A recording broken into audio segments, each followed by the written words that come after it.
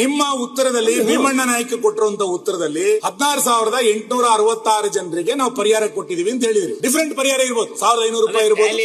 ಒಂದು ನಿಮಿಷ ಹೇಳ್ತಿದ್ರಿ. ನಿಮ್ಮ ರಾಜ್ಯದ ಬಜೆಟ್ 24-25 ಆಯವ್ಯಯ ಮೇಲೆ ತೆಗೆದುಕೊಂಡಿರುವ ಕ್ರಮದ ವರದಿನಲ್ಲಿ 10,000 ಜನರಿಗೆ ಮಾತ್ರ ಡಿಬಿಟಿ ಮುಖಾಂತರ ಕೊಟ್ಟಿದೆ ಅಂತ ಹೇಳ್ತಿದ್ದಾರೆ. ಹಂಗಾರೆ 5,500 ಜನ ಎಲ್ಲೋದ್ರು ಅಂತ. ಯಾರದು 5,500 ಜನ? ನಿಮ್ಮ ಉತ್ತರದಲ್ಲಿ ಇಲ್ಲ.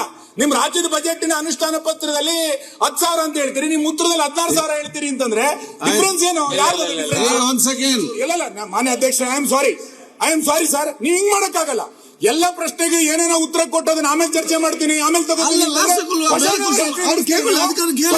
ನಡೆಸ್ತೀರಿ ಈ ಪುಸ್ತಕ ಇಟ್ಕೊಂಡು ನಾಳೆ ಬಜೆಟ್ ಮೇಲೆ ನೋಡಿ. ನೀವು ಪ್ರಶ್ನೆ ನೀವು ಪ್ರಶ್ನೆ ಕೇಳಿದ್ರಿ, ಬೇರೆ ಪ್ರಶ್ನೆ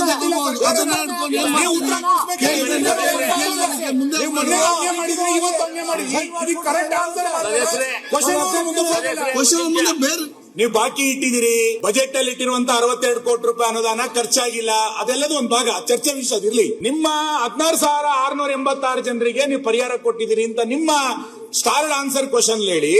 ಇದರಲ್ಲಿ ಆಕ್ಷನ್ ಪ್ಲಾನ್ ಅಲ್ಲಿ 10,000 ಅಂತ ಹೇಳಿದಾಗ ಯಾವ್ದ್ರ ಮೇಲೆ ನಾವು ಚರ್ಚೆ ಮಾಡಬೇಕು ಅಂತ ಎನ್ಕ್ವೈರಿ ಮಾಡಿ ಅದನ್ನ ಕ್ಲಿಯರ್ ಮಾಡಿ. ಇಲ್ಲ ತಪ್ಪು ಉತ್ತರ ಕೊಟ್ಟಿರೋದು ಮುಖ್ಯಮಂತ್ರಿಗಳ ಕಚೇರಿಯಿಂದ ಬಂದಿರುವಂತ ಪುಸ್ತಕ ಇದು ನಿಮ್ ಕಚೇರಿಯಿಂದ ಬಂದಿರುವಂತ ಉತ್ತರ. ಯಾವ್ದು ನಂಬೇಕು ನಾವು? ಇಲ್ಲಾಂದ್ರೆ ಈ ಉತ್ತರ ವಿಡ್ರಾ ಮಾಡಿ, ಆಮೇಲೆ ಚರ್ಚೆ ತಗೊಳ್ಳಿ. ಡಿಲೇ ಮಾಡಕ್ಕಾಗಲ್ಲ ಇದನ್ನ.